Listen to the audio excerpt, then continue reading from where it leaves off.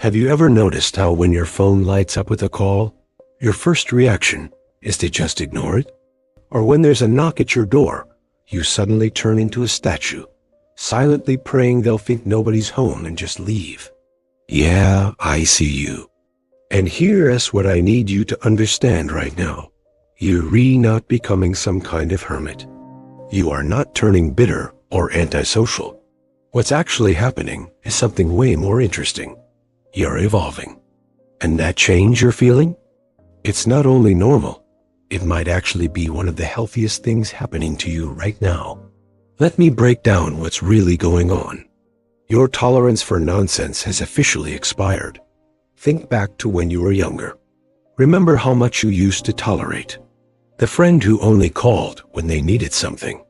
The relative who turned every conversation into a therapy session about themselves. The coworker who could gossip for hours, but never once asked how you were doing. You dealt with all of it. You smiled through it. You nodded along. But something shifts as the years stack up. Your internal filter gets stronger. Your patience for meaningless interactions, it basically vanishes. And one day, your brain just says, "We're done here." You stop fake laughing at jokes that aren't even remotely funny. You stop engaging with people who bring nothing but chaos into your space. You start walking away from conversations that drain your soul. And no, this isn't you being cold. This is called protecting your peace. You've spent literal decades swimming through other people's nonsense, and you've finally given yourself permission to get out of the pool. What you value has completely changed.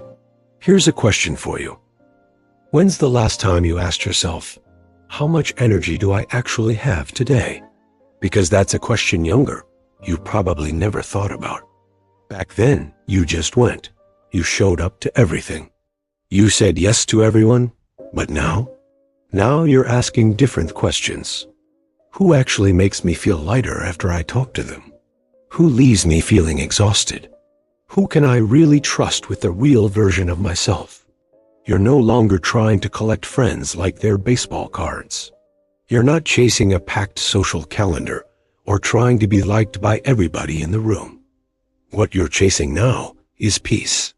You want real conversations, not surface-level small talk about the weather. You want people who truly understand you, not people who just tolerate your presence. And if those people aren't around, you'd honestly rather sit in complete silence than force yourself to pretend. That's not loneliness. That's freedom. That's wisdom showing up in your life. Let's talk about the thing nobody mentions. Grief. This one hits different. As you get older, you lose people. Not just physically, but emotionally too. Friends drift away. Loved ones pass on. Relationships that once felt solid just dissolve. And every single loss carves out a piece of your social world. Before you even realize it, that world has gotten smaller. And here's the part that surprises people. Sometimes you don't want to rebuild it. That's not depression talking. It's not you giving up on life. It's a quiet understanding that time is precious. And with that understanding comes a natural focus on quality over quantity. Your soul is essentially saying, I've loved deeply. I've lost deeply. And now, I only have room for what feels genuinely safe. Social fatigue is real, and it's exhausting. We're not talking about the kind of tired that a quick nap can fix. This is deeper. This is psychological exhaustion. You've spent a lifetime managing other people's emotions, navigating complicated group dynamics, accommodating, mediating, entertaining, and after decades of that, you're tired, legitimately tired, and you don't recover as fast as you used to. A single lunch with someone who talks nonstop can drain your battery for the rest of the day. A family gathering with 15 people all speaking at once feels like climbing a mountain in your mind. So what do? You start saying no. You choose rest over obligation. You guard your inner peace like it's the most valuable thing you own. Because it is. Here's what society won't tell you. Older people aren't always lonely. In fact, many are deeply, genuinely content being alone. But our culture hates that narrative. We're constantly fed this story that connection equals happiness, that the more people you surround yourself with, the better off you'll be. But here's the twist nobody prepared you for. Connection doesn't always mean company. Sometimes, connection is sitting with your own thoughts, without needing to explain them to anyone. It's listening to the rain, reading a book in total silence, drinking your morning coffee and staring out the window and feeling completely at peace. That's not avoidance. That's evolution. You finally know who you are. This is huge. You've reached a point where you truly understand yourself. You know what triggers you, what lifts you up, what your boundaries are, and what you absolutely will not tolerate anymore. And with that self-awareness comes something powerful, a protective instinct. You stop forcing yourself into situations that go against your nature.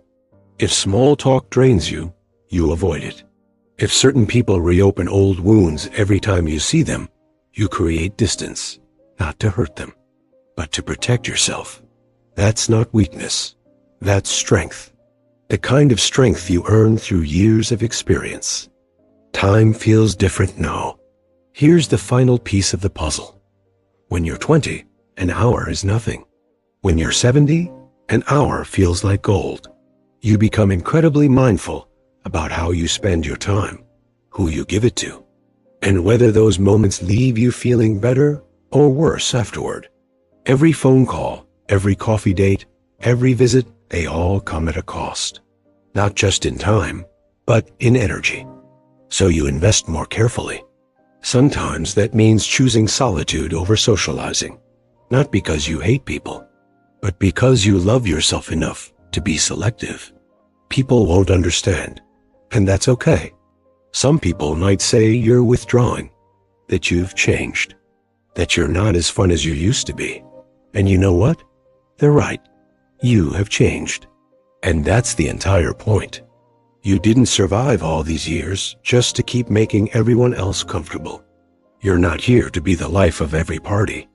You're here to live life on your own terms, to honor what you feel, to say no without guilt, to say yes only when it truly matters. You're not rude, you're real. And the older you get, the more sacred that becomes. Here is something amazing that happens when you stop needing people around you constantly. The right people start showing up. When you stop begging for connection, you start attracting it naturally. Conversations happen organically. Companionship finds you instead of you chasing it. And the few people who remain in your life, they become absolutely priceless because they love the quiet version of you, the real version, not the one who showed up to every single event out of obligation, but the one who shows up fully when it actually matters. So if you're feeling more withdrawn lately, don't panic. Don't second-guess yourself. Don't let the world convince you something's broken. You're not broken. You're blooming. You're shedding everything that doesn't serve your soul anymore. You're not becoming less social. You're becoming more authentically you. And that's a kind of joy that can't be manufactured or faked. Maybe your weekend is wide open. Maybe your phone's been quiet for days. Maybe you spent your entire afternoon doing absolutely nothing with a completely peaceful heart. That's not loneliness. That's arrival. That's what it feels like when your life finally fits just right. If this resonated with you, if it understood you better than most people have lately, then stick around. Subscribe to this channel. We're creating a peaceful space here for people exactly like you. No noise, no pressure, just honest conversations, meaningful stories, and the peace you've absolutely earned.